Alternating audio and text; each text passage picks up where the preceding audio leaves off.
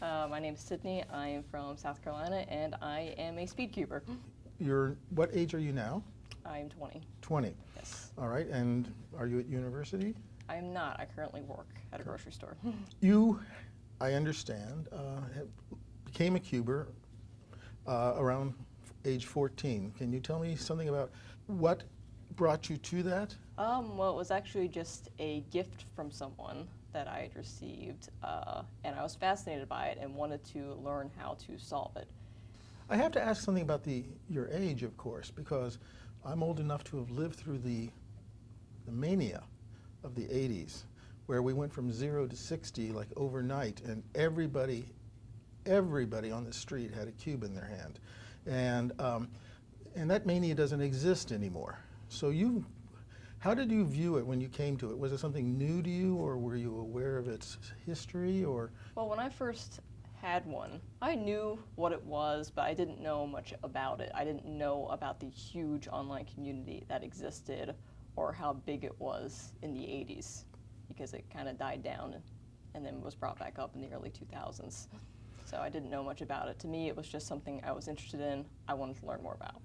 Now, tell me about your medical condition before you took this up. Well, at age 2, I was diagnosed with juvenile rheumatoid arthritis, Still's disease. I was told by age 16 I shouldn't be able to walk or use my hands or do anything like that. It was a lot of a struggle earlier in my life. I was pretty bedridden and I could barely use utensils, so I developed my mind a lot more than anything else.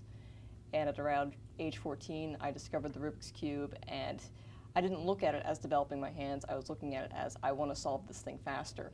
And in turn, it made me have to use my hands better. Did you appreciate, though, that it was a manual task and you would benefit from a manual task? Absolutely. It was just a challenge, because it used to hurt to do it and still does hurt to do it sometimes. But you had a dual vision then, because you viewed it as a physical challenge as well as a mental challenge. Yes. Were you mainly doing it to challenge your dexterity, or were you doing it mainly as a mathematical problem? Over time, I'm sure it changed.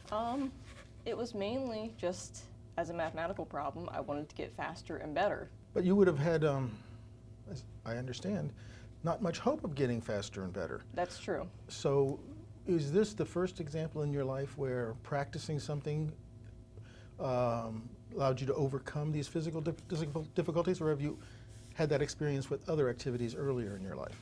Well, for example, even when I was going to school, sometimes I couldn't make it through recess because I would just get tired and worn out. So stuff like that was challenging. But this, I had such a passion for it. I wanted to learn more, I wanted to develop more, teach people, and I just had to overcome it. You have what I gather is called a speed cube. Yes. Now, tell me how a speed cube is different from the one I have.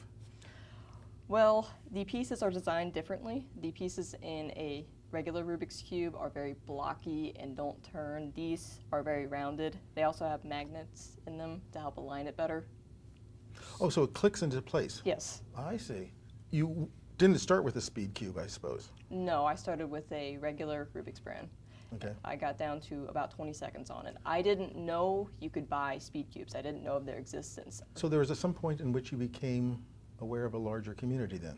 Yes. And how did that happen? From your school or from online or what? Well, I'd gotten a 4x4 Rubik's Cube and a piece broke, and I was like, oh no, I've got to figure out a way to get another piece. And in turn, I found the speed solving forums, and I asked someone, hey, how can I get another piece? And then I just discovered there's all this other stuff available. For us, we view this as not a dexterity puzzle, but we view it as an example of group theory.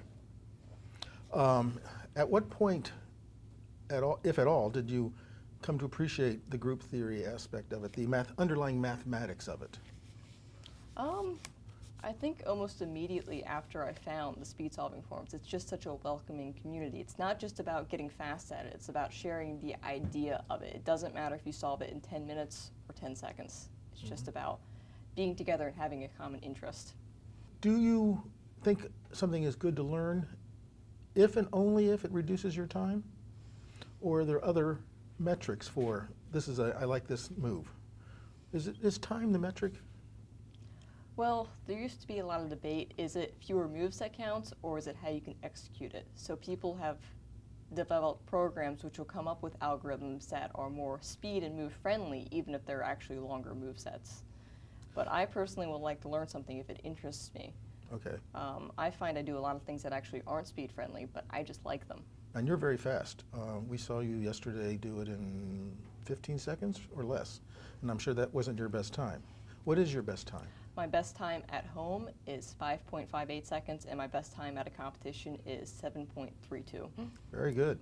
But there are people who are slightly faster than you. Yes. And my impression is they work differently than you. They have a different approach. Can you say anything about what these people do that's different from the way you do it? Well, I think it's memorizing larger number of algorithm sets and also just the overall dexterity sometimes. Okay.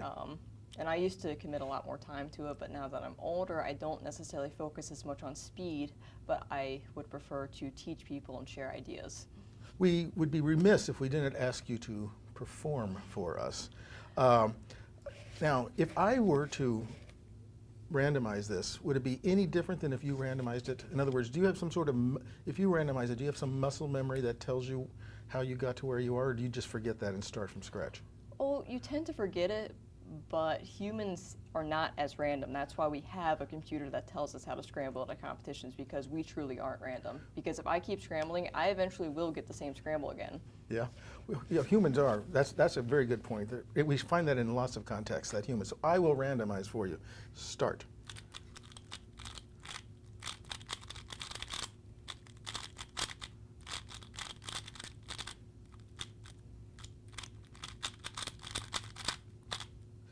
Thank you. I noticed that you didn't turn it upside down. It seems like at no point, unless you were doing it faster than I could see, at no point did you see the bottom face. No, you try to minimize rotations. Rotations are typically wasted time. If you can execute it better, it depends on how many moves it saves. Typically, if it saves no more than 4 moves, you shouldn't bother rotating. Okay, so you use visual clues on 2 of the faces, 3 of the faces, 4 of the faces? How many faces do you take your clues from? Well, you have to acknowledge what you've already done, and it happens subconsciously, I think. You can work on it, but it's mostly just subconscious. But I pay attention to what's going on. I think about what I've already done and what's going to come next. You use look ahead, and that look ahead is a very useful tool in life in general, because you need to know what am I going to do next. Do most of the solutions you have a convergent place where you get to that convergent place and then you do something standard after that? Or is every solution pretty much different all the way to the end? No, you try to make it more standardized. From the beginning, you can kind of do some fun things to make it better or lead to an easier position, but when you get towards the end, it's pretty standard. You can learn from other people, or you can discover your own moves. And I hope that discovery is the more pleasurable activity for you. Tell me about that. You want to be able to build blocks and just discover what moves you can do, because there's just so much going on with it. But it really is about discovery. When I first got the Megaminx, I didn't look up tutorial. I was determined to solve it on my own and used what knowledge base I had from the 3x3. Do you have other mathematical skills? Do you enjoy some other parts of math that we haven't approached today? Or is this just it for you in math? I do enjoy math in general, but it is mostly just this. I haven't really reached out and wanted to go to college or discover more. Well, you're at the right place to find somebody who might want to help you discover more. And I hope you take your time at G4G here to meet those people, because I think they would enjoy working with you, because you have the obvious skills, inclination, and most people don't know what it means to be a mathematician. They have a completely wrong idea, and you are halfway there.